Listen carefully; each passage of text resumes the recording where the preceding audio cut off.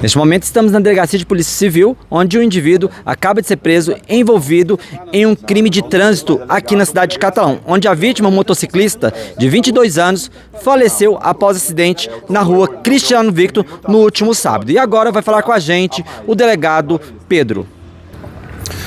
A partir do momento em que a Polícia Civil teve ciência da ocorrência do acidente que ocorreu na última sexta-feira em Catalão, foram iniciadas diligências a fim de se apurar melhor o que havia ocorrido, e após diversas diligências e levantamentos de investigação policial, a gente conseguiu de fato descortinar toda a dinâmica do que aconteceu na última sexta-feira.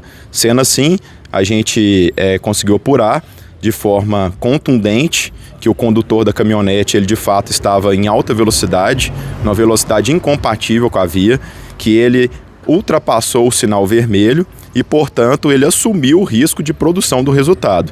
Infelizmente, a vítima, ela acabou falecendo, algumas horas depois, e por essa razão, após toda a investigação, a gente conseguiu apurar que, além de ter agido dessa forma inconsequente, o autor, ele também respondeu por uma tentativa de homicídio em meados de 2024. Então, por essa razão, ele tinha algumas medidas cautelares diversas da prisão impostas sobre ele, entre uma delas a obrigação de permanecer recolhido em seu domicílio durante a noite. Então, além de ter agido dessa forma, em que ele assumiu o risco de produzir a morte da vítima, ele também descumpriu uma sentença judicial em que determinava que ele permanecesse em casa em razão dessa tentativa de homicídio da qual ele foi autor em 2024. Então, reunindo todos esses elementos, eu, como delegado de polícia do caso, eu representei pela prisão preventiva dele na quarta-feira, sendo que essa prisão ela foi deferida pelo Poder Judiciário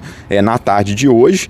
A partir do momento em que nós tínhamos o mandado de prisão em mãos, a gente começou a fazer um levantamento, com o objetivo de localizar o autor, e conseguimos obter êxito agora durante a noite dessa sexta-feira, quando a gente, utilizando as ferramentas de inteligência policial, a gente conseguiu apurar que ele estava vindo de Goiânia, em sentido a Catalão. Dessa forma, nós fizemos uma barreira policial na entrada do município de Catalão, saída para Ipameri, e conseguimos abordá-lo assim que ele estava chegando na cidade, efetuando o mandado de prisão.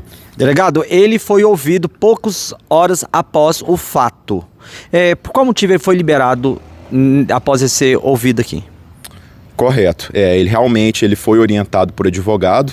Ele esteve no local aqui na central de flagrantes alguns momentos depois do acidente, momento em que ele foi ouvido pelo delegado plantonista, que então estava aqui na central de flagrante, e naquele momento, em virtude de não se ter elementos suficientes para a prisão preventiva dele, tampouco não havia o estado de flagrância, haja vista a apresentação espontânea, não foi efetuada a prisão. Contudo, nós do expediente a gente diligenciou de forma bem determinada, de forma correta e célere, para poder obter elementos que justamente pudessem trazer para a gente uma convicção maior no sentido de pedir a prisão dele posteriormente. Delegado, no momento da prisão, o suspeito alegou que estava sendo ameaçado, por isso que não ficou no local.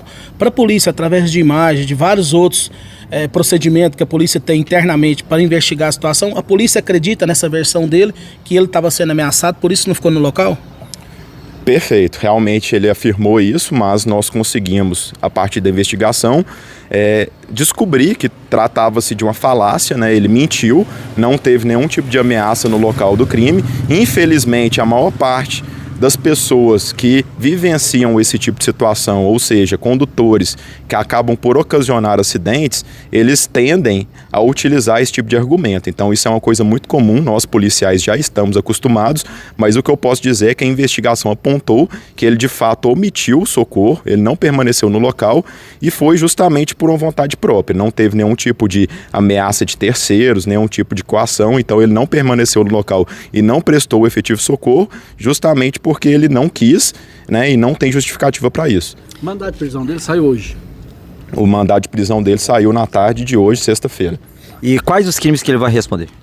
ele irá responder por homicídio doloso, né? Porque, como eu expliquei, a partir do momento em que ele estava em alta velocidade e que ele ultrapassou o sinal vermelho, ele assumiu o risco de produzir o resultado morte da vítima, e irá responder também pela omissão de socorro, tendo em vista que ele não permaneceu no local e não agiu com o devido cuidado em relação à vítima. A perícia no local do acidente foi realizada? Qual o prazo que vai ser disponibilizado?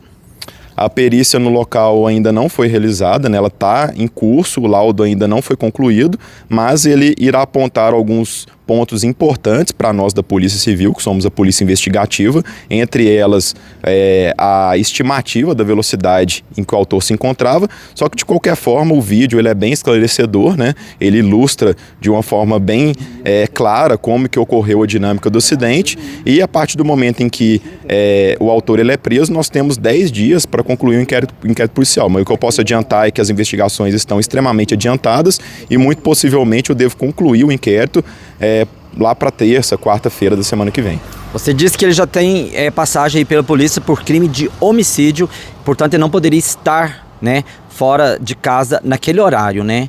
Correto. Qual foi o crime que cometeu, a época que cometeu? Teria como você explicar para os nossos internautas? Certo, ele foi investigado pelo crime de tentativa de homicídio em meados de 2024, do ano passado. Então, por volta de julho, agosto do ano passado, ele respondeu por esse crime, né? Naquele momento, ele utilizou de arma de fogo, né? E atentou contra a vida de outra pessoa. E, por essa razão, foram impostas algumas medidas cautelares diversas da prisão pelo juiz aqui da cidade de Catalão. E, como eu expliquei anteriormente, uma dessas medidas que foram impostas a ele era a obrigação dele permanecer recolhido em sua residência durante o período noturno, que seria após as 21 horas. Então, o acidente ele ocorreu por volta das 22 horas, o que deixa claro para a gente que, além de todo o contexto em que ele assumiu o risco e tudo aquilo que eu expliquei, ele ainda descumpriu uma determinação judicial que impunha a ele a permanência em seu domicílio. Obrigado por ter atendido a imprensa, a gente está à disposição. Muito obrigado, agradeço a vocês da imprensa pelo grande trabalho feito na divulgação do trabalho policial e que isso sirva de orientação para os condutores da nossa cidade. A gente tem observado muitos acidentes, né? Infelizmente é uma realidade que tem acontecido e é uma realidade crescente na nossa cidade, e que isso sirva de exemplo, para demonstrar que aquele condutor de veículo que agir de forma inconsequente, ele irá responder um processo judicial e a polícia estará de olho para investigar da forma mais correta possível e de forma a fazer a lei se cumprir como deve ser. É isso aí, gente. Para você que acompanha nossa reportagem, matéria completa já estará disponível aqui no nosso portal de notícias. Imagens é de Elias Monteiro.